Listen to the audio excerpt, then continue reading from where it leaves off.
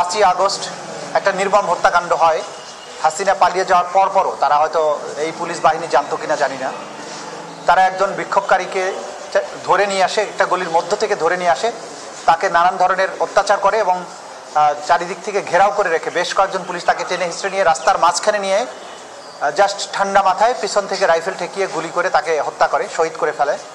এবং এরপরে আরেকটা গ্রুপ অফ পুলিশ এসে তার লাশকে টেনে টেনে গলির মধ্যে নিয়ে যায় এবং আজ পর্যন্ত তার স্বজনরা জানে না সেই লাশটা কোথায় আছে, তার ডেড বডিটা উদ্ধার হয়নি। আমাদের তদন্ত সংস্থা এই বিষয়ের উপর তদন্ত করছে।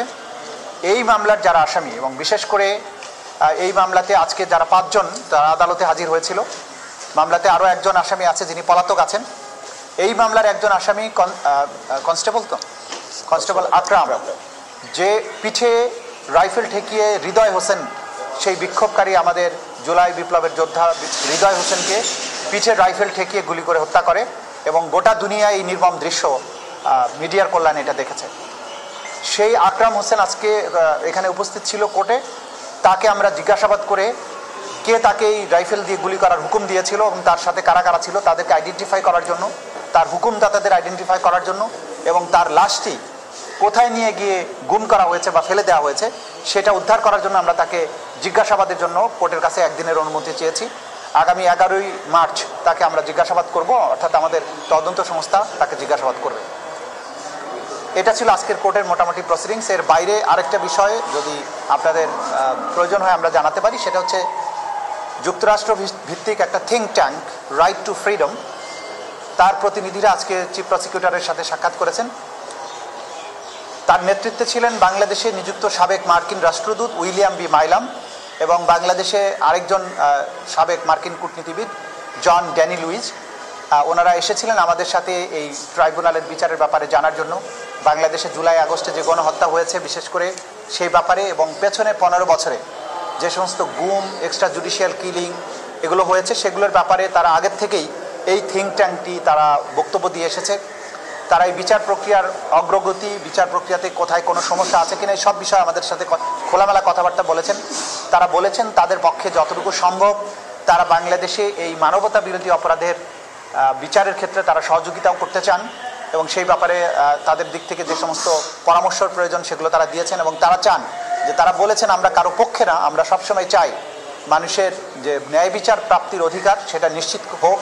বিশেষ করে জুলাই আগস্টে এবং বিগত সরকারের পুরো আমলে যেই সমস্ত মানবতা বিরোধী অপরাধ হয়েছে তারা মনে করেন যে বাংলাদেশের সরকারের উচিত হচ্ছে এইটার সঠিক বিচারের মাধ্যমে চিরতরে ভবিষ্যতে আর কোনো ধরনের এই অপরাধের পুনরাবৃত্তি যাতে না হয় সেই ব্যাপারে তারা তাদের কথা বলেছেন, তাদের আশ্বাস ব্যক্ত করেছেন, সহযোগিতারও আশ্বাস তারা দিয়েছেন। এই ছিল মোটা দাগে আজকের প্রসিডিংস।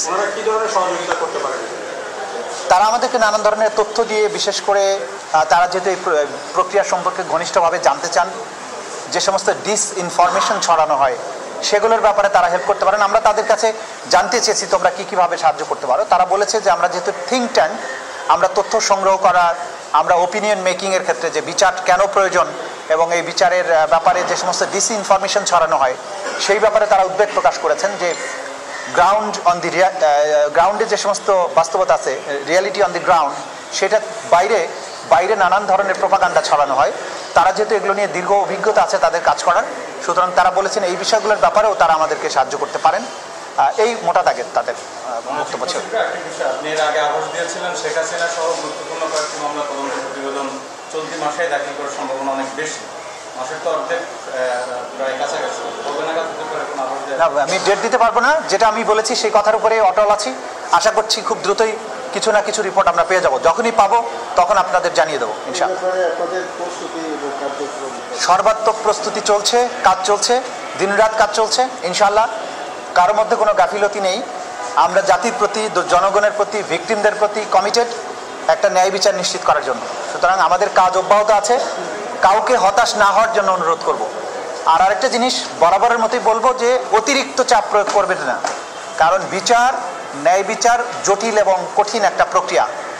এখানে যদি অপ্রস্তুত অবস্থায় রিপোর্ট আসে অথবা তাড়াহুড়া করে বিচার করে আমি বিচারের কোনো ত্রুটি করি, তাহলে প্রতিপক্ষ এটার সুযোগ গ্রহণ করবে, ন্যায় বিচার পরাভূত হতে পারে। আমাদের সব কিছু দেখতে হয়। জনগণের বিচার চাওয়ার ব্যাপারে তারা চাইবেন দ্রুত, আমরা চাইব সুষ্ঠু নিরপেক্ষভাবে হওয়া যতটুকু সময় দরকার ততটুকু সময় নেয়, এর বাইরে। আমরা দেখলাম যে গতকালকে এনসিপি নতুন যে রাজনৈতিক দল তার একজন নেতা বলছেন যে বিচার না হওয়া পর্যন্ত বাংলাদেশে নির্বাচন হবে না। এর আগে আইন উপদেষ্টা বললেন যে অক্টোবরের মধ্যে দু একটা রায় হয়ে যেতে পারে। এই যে ঘটনাগুলো, এই যে বক্তব্যগুলো, এগুলো কি আপনাদের উপরে কোনো চাপ প্রয়োগ করছে না? কোনো রকমের চাপ, আমরা কোনো রকমের চাপ অনুভব করছি না। রাজনীতিবিদরা বাইরে কোথায় কি বলছেন সেটা তাদের ব্যাপার, তাদেরকে জিজ্ঞাসা করবেন। ট্রাইব্যুনাল প্রসিকিউশন সম্পূর্ণভাবে কাজের ক্ষেত্রে স্বাধীন, বাইরের কারো কথায় আমরা প্রভাবিত হচ্ছি না।